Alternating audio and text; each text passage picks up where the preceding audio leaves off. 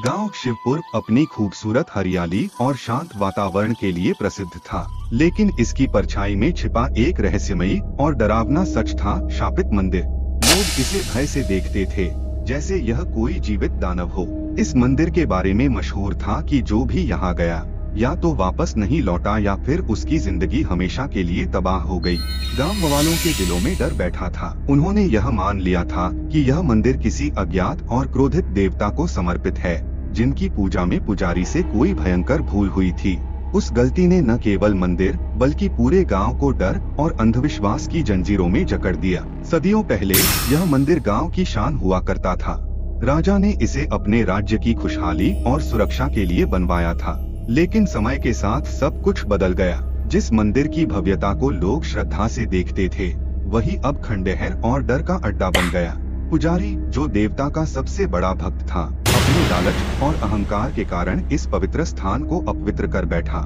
एक विशेष अनुष्ठान के दौरान उसने देवता को अपमानित किया। कहते हैं उस दिन मंदिर की दीवारों से एक गूंज निकली, मानो देवता अपनी नाराजगी जाहिर कर रहे हों। काले धुएं ने मंदिर को ढक लिया और तभी से वहां अजीब घटनाएं होने लगी। अब मंदिर सिर्फ खंडहर है। टूटी दीवारें और गिरा हुआ शिवलिंग एक ऐसे दर्द की गवाही देते हैं जो कभी खत्म नहीं हुआ। सूरज ढलते ही मंदिर से हल्की रोशनी निकलती थी, जिसे लोग शापित आत्माओं की आहट मानते थे। गांव वालों ने बच्चों को सख्त चेतावनी दी थी कि वे वहां न जाएं। लेकिन कुछ साहसी युवाओं ने जब भी मंदिर के रहस्यों को जानने की कोशिश की, उनका अंजाम खौफनाक हुआ। वे वापस तो आए, लेकिन या तो पागल होकर या फिर अपने जीवन को खत्म कर लिया। आरव, एक नया युवक जिसने इस गांव में आकर बसने का निर्णय लिया था, वह शापित मंदिर की कहानियों को बस अफवाह मानता था। उसे यकीन था कि ये डर बस लोगों के दिमाग की उपज है। एक चांदनी रात में उसने मंदिर का सच जानने की ठानी। गांव के बुजुर्गों ने उसे रोकने की बहुत कोशिश की, लेकिन उसने किसी की बात नहीं मानी। टॉर्च और मोबाइल लेकर वह उस शापित मंदिर की ओर चल पड़ा। मंदिर के पास पहुंचते ही उसे एक अजीब सी सिहरन महसूस हुई। हवा अचानक तेज हो गई और मंदिर की टूटी घंटी अपने आप बजने लगी। लेकिन आरव ने अपने डर को नजरअंदाज कर मंदिर के अंदर कदम रखा। मंदिर के अंदर का दृश्य मानो किसी डरावने सपने जैसा था। दीवारों पर अजीब आकृतियां थीं, जैसे किसी ने उन्हें खून से उकेरा हो। शिवलिंग टूटा हुआ था और उसके चारों ओर राख और जली हुई लकड़ियों के निशान थे।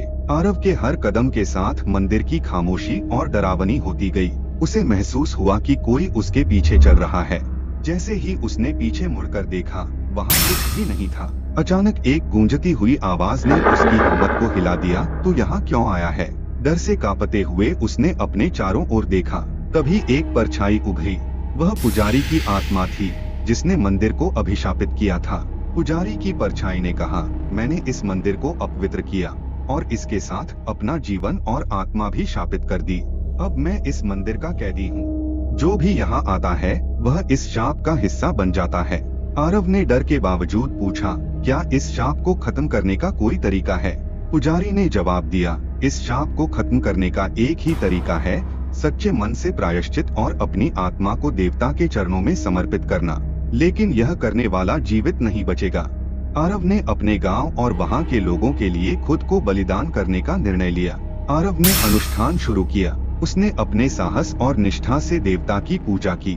जैसे ही अनुष्ठान पूरा हुआ, मंदिर एक तेज रोशनी से भर गया। आरव की चीखें पूरी रात गांव वालों ने सुनी। सुबह जब लोग मंदिर पहुंचे, तो उन्होंने देखा कि वहां की खौफनाक ऊर्जा गायब हो चुकी थी। मंदिर अब शांत था, लेकिन आरव वहां नहीं था। गांव वालों ने आरव की याद में मंदिर का पुनर्निर्माण करवाया और वहां उसकी एक मूर्ति स्थापित की। अब वह गांव के लिए एक रक्षक और प्रेरणा बन चुका था। लेकिन कहते हैं, आज भी जब कोई मंदिर के पास जाता है तो उसे हल्की फुसफुसाहट सुनाई देती है, जो चेतावनी देती है, यहाँ मत आओ, यह जगह तुम्हारे लिए नहीं है। आरव का बलिदान इस बात की गवाही देता है कि साहस और निस्वार्थ प्रेम हर शाप को खत्म कर सकता है।